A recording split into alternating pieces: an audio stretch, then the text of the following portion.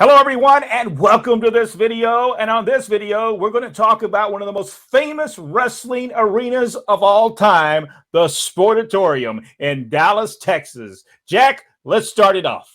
The Sportatorium was located in downtown Dallas, Texas, and was built in 1934 by the Cox Fence Company for the first Texas Centennial celebration.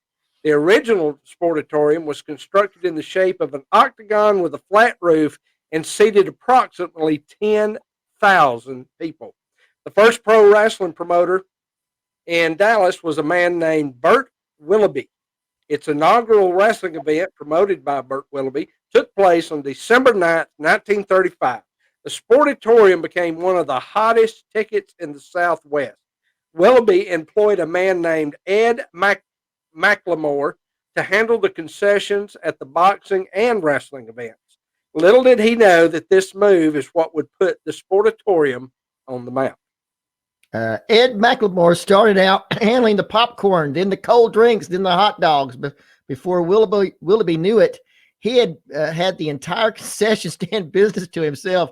McLemore advanced in Willoughby's company until he owned the entire business in 1940. From 1948 to 1966, the Sportatorium was also the site of the Big D Jamboree, a weekly country music showcase similar to the format of the Grand Ole Opry and the Louisiana Hayride. Portions of the Jamboree were broadcast nationally on the CBS radio network.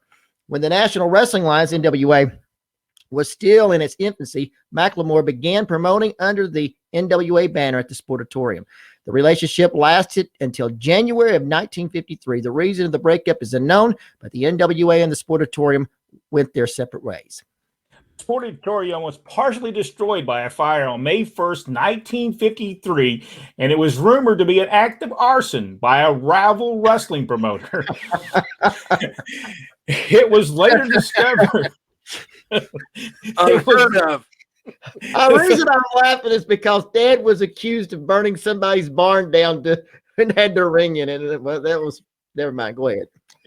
That was funny. It was later discovered that it was a work of arsonists. 3 men were eventually arrested for the arson: Alfred McCrory, Roy Tatum, and William Moncrief. McCrory and Tatum were both hired to burn down the arena by the wrestling promoter, Moncrief, who paid both men $100 to do it. According to both Tatum and McCrory, Moncrief wanted to make sure that Texas wrestling promoter Ed McLemore office was destroyed. So the men cut a hole in the roof above his office, dumped gasoline in it, and ignited the fire. Yeah, that'll do it. Yeah, that would always do it. They had to know where his office was, though, to know. Yep. That's crazy. The Sportatorium was eventually renovated, and pro wrestling continued in the new Sportatorium. Moncrief received a jail sentence of 5 years, while Tatum received 4 years, and McElroy received probation. While it was never 100% proven, the belief is Montclair was employed by a rival Texas promoter to destroy Ed McElroy's business. That, however, was never proven in a court of law. The matches were then moved to Fair Park to a livestock show arena. They were held there for 6 months while the Sportatorium was being rebuilt. The doors were reopened on September 22nd, 1953, and the new building was called the $1 Million Sportatorium. The outside of the new structure was a rectangle. However, the inside still retained the original octagon shape. The arena also held boxing events and concerts, featuring up-and-coming rock stars over the years, very much in the same manner as its Los Angeles counterpart, the Grand Olympic Auditorium, did also during this time frame.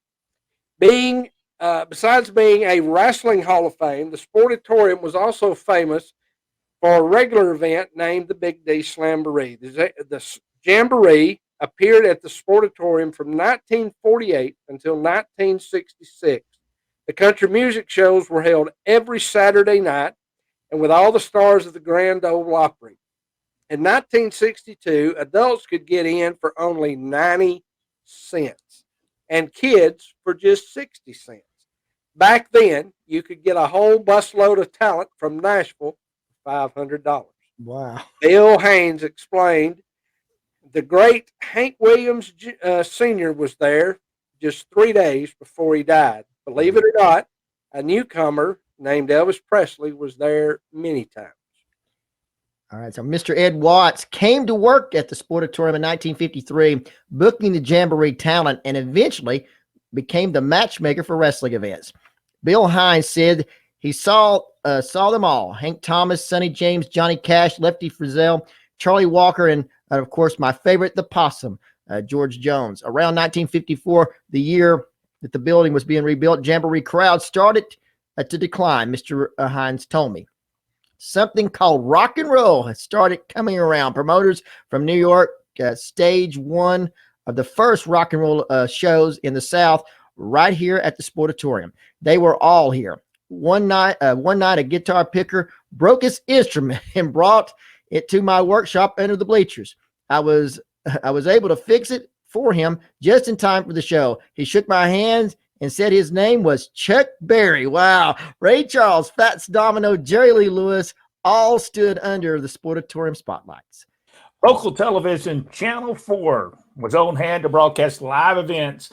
Live, one of the most exciting events in Dallas pro wrestling history. I searched in vain for the card that night, was unsuccessful. At one time, Channel 4 used to broadcast live from the south side of the building, and Channel 8 televised live from the north side at the same time.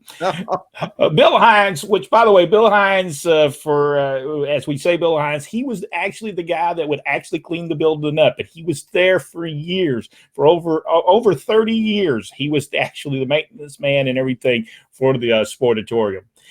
He said Bill Hines swore to me that as far as he knew, he built the first cage ever to be used in wrestling matches in 1962. It was made out of 2x4s with chicken wire around the sides and barbed wire on the top. I've seen some of those. It said it was for a match between NWA World Champion Nature Boy Buddy Rogers and Duke Kamuka. Is that how you say his name? Kamuko. Kamuka. All right, Kamuko. Fritz Von Erich and Duke sold the Sportatorium out for a solid year during that same time. The bloodiest match I can recall had to be between Frizz and Johnny Valentine. Bill said Frizz took one of those wooden chairs and put 30 stitches in Johnny's head. I could have talked to him all day, so I wrapped up asking him what he remembers the most throughout the years. There was a night that Wahoo McDaniel was bouncing off the ropes, and the top one broke. The Chief landed in Section 8, F, Row 3. The Sportatorium eventually rejoined the NWA. It was about this time that a young local football player named Jack Atkinson appeared on the scene. Atkinson was talked into trying pro wrestling and broke his shoulder while working out in his first match. Jack's first paid job at the Sportatorium was working as a bookkeeper for the promoter. In 1966, McLemore formed a partnership with wrestler Jack Atkinson, who is known in the ring as Fritz Von Erich, and bought the Dallas Fort Worth wrestling office, breaking away from Paul Bosch in the Houston wrestling office. In January 1968, McLemore started suffering a series of heart attacks and was no longer able to attend the company's day-to-day business. He died on January 9th, 1969, leaving Atkinson fully in charge. Atkinson's promotion, which became known in the early 1980s as World Class Championship Wrestling and featured his sons as the top stars, was the most famous and successful wrestling federation to run regularly at the Dallas Sportatorium. The arena was configured with several ring aisles, with the majority of the seats, mostly bleachers, set up on the east, south, and west portions of the building. The north side of the building, best known as Section D, was used mostly for a small stage and media area for cameras and reporters.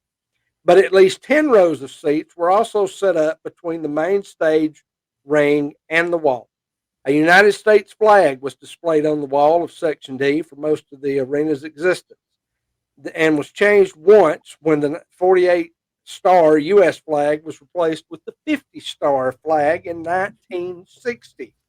The flag was moved to the Section C area in 1987, then later above Section I, or 1, in the 1990s. when the arena was refurbished for the Global Wrestling Federation.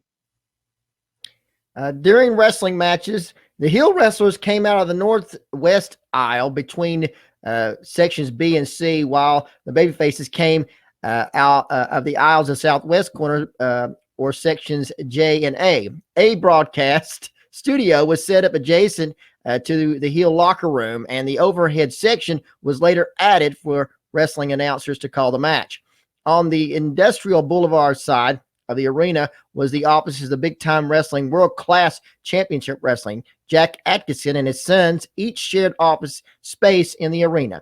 Others like David Manning, Gary Hart, Ken Mantell, Percy Pringle, Skander Akbar, and Chris Adams would also occupy the front offices in the arena. Eric Emery was also who was also Sportatorium lead booker, lived inside the arena for a time in 1989. I remember that story. Yep.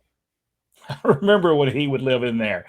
After World Class Championship Wrestling folded in 1990 due to dwindling attendance, fundamental changes in the wrestling industry, and tragedies involving a number of its top stars, including all but one of the Von Erichs, Gino Hernandez, and Bruiser Brody, the Sportatorium served as home base for the Global Wrestling Federation from 1991 to 1994, billing itself for a time as the Global Dome. Following the GWF's demise, a succession of smaller promotions, including the NWA, between 1995 and 96, attempted to hold shows in the building, each of them running out of money and closing the doors after only a short time. However, it did gain one last bit of notoriety in March of 1992 when Dallas-based Southwest Airlines had an arm wrestling match between chairman Herb Keller, I guess that's how you say that name, and Kurt Hallward, chairmen of Stevens Aviation, resulting from controversies over Southwest's use of slogans just plain smart. Stevens complained that it was infringed on its own plain smart slogan. The match was a publicity stunt designed to raise funds for charity. The Sportatorium fell into disuse in the late 1990s when local independent wrestling promotions, by now drawn only in the low hundreds, elected to run their shows in dance halls and other smaller venues instead. In addition, the aging arena was seriously dilapidated by this time, was out of compliance with local building codes, and was often used as a shelter by homeless people who entered the building illegally. In late December 2001, a fire started inside the building. The flames quickly spread and caused major damage to the arena's upstairs offices. The fire proved to be the coup de grace for the Sportatorium, its long rumored demolition finally taking place in the spring of 2003. Before its implosion, Kevin Von Erich took off a bench seat and a few items from the Sportatorium as souvenirs. Kevin took one final tour of the historic arena, which was featured in the famed DVD documentary Heroes of World Class, released in 2006. Exactly 10 years after the death of Kerry Von Erich on February the 18th, 2003, the world-famous Sportatorium main entrance sign was saved from demolition by wrestling announcer Doyle King, who retains possession of it to this day. It had been on display at several local wrestling reunions and some local Dallas-Fort Worth wrestling events. Although it had a reputation for being uncomfortable and unsanitary, having inadequate heating and cooling facilities, rodent infestation problems, and apparently a large chamber or pit in the foundation, the Dallas Sportatorium is nonetheless still remembered fondly for its intimate atmosphere and is considered one of pro wrestling's most legendary venues. The land that had been occupied by the arena is slated to be part of the new Trinity River project, which was led to the renaming of the Industrial Boulevard to Riverfront Boulevard. Kevin Von Erich said this about a portion of Gary Hart's book. I don't want to ruin a good story, Kevin said, but some of what Gary Hart wrote was not accurate. Amazing. Water never did run down the aisles, and the building was insulated because Dave, me, and Kerry did it in 1980. As somebody who knew that building inside and out, we will happily take his word for it. Percy Pringle said this about the Sportatorium. Probably the best way to end this story is to mention the hundreds of thousands of wrestling fans who have filled the historic arena. That has really brought the old building to life, the fans. Then there were all the wrestlers, from Gorgeous George to Gorgeous Gino Hernandez. There is no doubt that the Sportatorium was a legend in its own time. Allow me to steal a line that Bret Hart used when talking about Madison Square Garden. It may not be a church, but it is certainly holy ground. If those holy walls could talk, we would certainly listen. If you enjoyed this video, give us the big thumbs up and subscribe to the page, and go one step further, hit that notification bell. Until the next video, thank you so much.